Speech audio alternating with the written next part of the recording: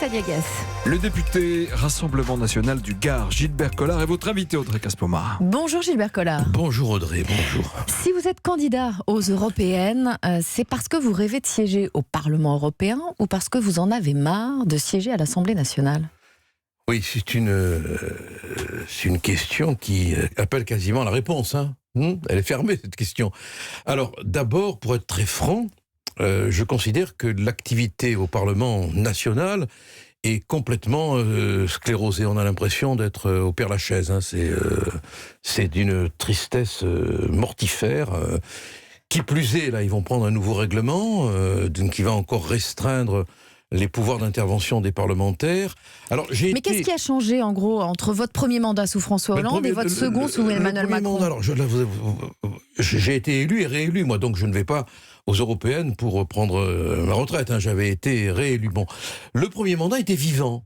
Il y avait des députés qui avaient l'expérience du Parlement, qui, malgré la rigidité de leurs idées, débattaient, discutaient. Il y avait une vie parlementaire. Bon, je trouve que maintenant, c'est une espèce de... C'est le Club Med, quoi. Voilà, bon, le Club Med. Malheureusement, les députés de La République En Marche, dont certains sont très bien, je veux dire, je ne fais pas une critique générale, ce serait tellement idiot, mais la plupart d'entre eux n'ont pas été préparés à la vie politique, voilà, alors ils auraient pu être bons lors d'un deuxième mandat, mais comme ils ne seront pas réélus, malheureusement, on n'a qu'une expérience et elle est très sinistre, très triste, quoi. Il n'y a pas de débat, il n'y a pas de vie parlementaire, voilà. Alors, il y a 577 députés, vous faites partie des 150 députés les moins actifs, c'est-à-dire vous en avez tellement marre que vous n'allez même plus à l'Assemblée ? Ça dépend des critères que vous prenez. Si vous prenez par exemple le critère des propositions de loi, je fais partie des meilleurs. Si vous prenez le critère des questions au gouvernement, je fais partie des meilleurs. C'est très compliqué de juger de l'activité d'un député parce que tout dépend de l'optique dans laquelle on le juge. Bon. Mais moi, je cache pas la preuve, c'est que je m'en vais. Bon, je suis pas malhonnête. Mais aujourd'hui, à l'Assemblée, vous vous sentez inutile, en gros. Mais de toute façon, La République En Marche, on lui dirait de voter qui fait jour la nuit, elle voterait qui fait jour la nuit. Bon, donc on a affaire à un mutisme, à une absence de dialectique qui est vraiment décevante. Et puis moi, j'ai envie. Sur votre rôle, là, vous vous sentez inutile, vraiment. Mais il n'y a pas d'écoute, il n'y a pas un seul amendement qui est accepté, il n'y a pas de dialectique, il n'y a pas de débat.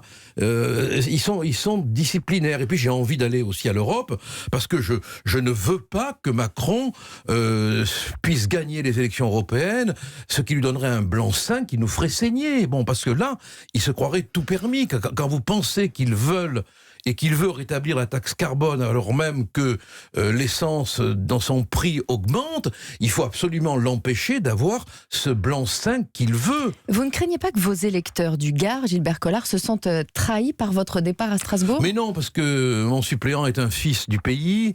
On a toujours, c'est Nicolas Maisonnet qui est un peu mon fils spirituel. On est amis depuis très longtemps. Son père est un ami. C'est une très vieille famille gardoise.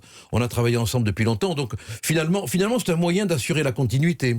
Et vous comptez vraiment siéger à Strasbourg ou vous serez encore présent dans votre circonscription ? Moi, je siégerai à Strasbourg et je serai très présent dans la circonscription. C'est-à-dire que finalement, les électeurs, ils vont avoir 2 députés pour le prix d'un. Alors, est-ce que c'est pour bousculer cette vie parlementaire que vous réclamez la proportionnelle intégrale et le RIC, par exemple ? Mais oui, bien sûr, il faut que... Vous comprenez, toutes les solutions que M. Macron pourra proposer n'apaiseront pas le peuple. Il n'y a pas que la lutte des classes, il y a la lutte des âmes aussi. Il se passe quelque chose qui est d'un ordre qui nous dépasse. Il y a un épuisement quasi métaphysique du peuple. Il s'ennuie, il est abandonné, il n'y a plus de convivialité, l'administration est une espèce de dingue qui répond pas, tout est épuisant dans les villages, dans les petites villes, on n'a plus de services, quoi. Il y a une fatigue française dont on ne mesure pas la portée et qui se traduit par un mécontentement qu'aucune mesure, sauf la dissolution, ne pourra apaiser. Gilbert Collard, tant qu'Emmanuel Macron menait en quelque sorte la campagne des Européennes en animant le grand débat, La République En Marche était en tête dans les sondages. Depuis qu'il a passé le relais à Nathalie Loiseau, le Rassemblement National est repassé devant. Il y a un lien de cause à effet, vous croyez ? Moi, je crois plus. Enfin, on peut dire que oui, c'est quand même pas la candidate idéale. Il faut avoir l'honnêteté de le reconnaître. Mais je crois surtout que les Français se disent si Macron gagne les élections européennes, déjà qu'il a un brin de mégalomanie, il va se croire complètement investi d'un nouveau mandat. Et il va aller jusqu'au bout de toutes les mesures qu'il veut prendre. Et donc ça va être très très très très dur.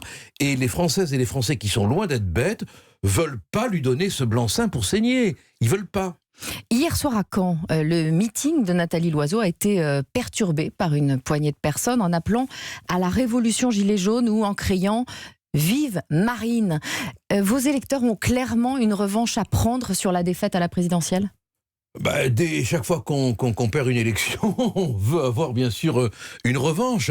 Mais qu'est-ce qu'un cri, hein ? Voilà la bonne question. Qu'est-ce qu'il y a dans un cri ? Est-ce qu'il y a ce qu'on entend ? Ou est-ce qu'il y a toutes sortes de sons inaudibles qui en disent beaucoup plus sur la tristesse, sur le malaise, dans le sur la cri souffrance ? Vive Marine, vous entendez quoi, voilà ? Moi, dans le cri Vive Marine, j'entends tout pourvu qu'il ne puisse pas, demain, le président de la République se dire que finalement, il peut faire ce qu'il veut parce qu'il a gagné. Quoi. Donc voilà. c'est avant tout un vote anti-Macron, plus qu'un vote pro-Le Pen. Attendez, Macron, c'est une politique très dure, très bancaire. C'est le comptoir, c'est le fric, sont les lobbies. Bon, c'est donc aussi une hostilité à cette espèce de marchandisation de la vie. Et ça, on peut le comprendre, à mon avis. Selon les sondages, 75% des électeurs du Rassemblement national se disent certains d'aller voter. C'est un chiffre plus élevé que pour les autres partis. Donc, c'est vraiment le besoin de revanche, clairement. Vous l'avez dit autrement. Vous savez, quand on aime son pays, on peut parler de revanche, mais il faut surtout parler, je crois, de reconstruction. Hein, vraiment, bon, moi, je respecte toutes les idées. Hein, je veux dire, bon, sauf celles qui sont extrémistes, mais je respecte toutes les idées. Mais quand extrémiste, vous entendez quoi par là ? Pardon ? Extrémiste, vous entendez quoi les par là ? ultra-gauche, ultra-droite, voilà, les black blocs, les dingos qui, quelle que soit du reste la couleur de leur bêtise, cassent tout, empêchent les gens de parler. Moi, j'approuve pas les gens qui vont dans un meeting pour empêcher les autres de parler. Hein. J'approuve pas du tout les abrutis qui empêchent un colloque à la Sorbonne ou qui empêchent Finkielkraut de faire une conférence. Ce sont des fascistes, quoi. Bon, je les approuve absolument pas. Hein. Mais d'un autre côté, le scrutin, le vote, c'est le moyen démocratique de s'exprimer. Donc il faut aller voter. Voter, là, c'est presque beauté. Vous voyez ce que je veux dire ? Voter, c'est presque beauté.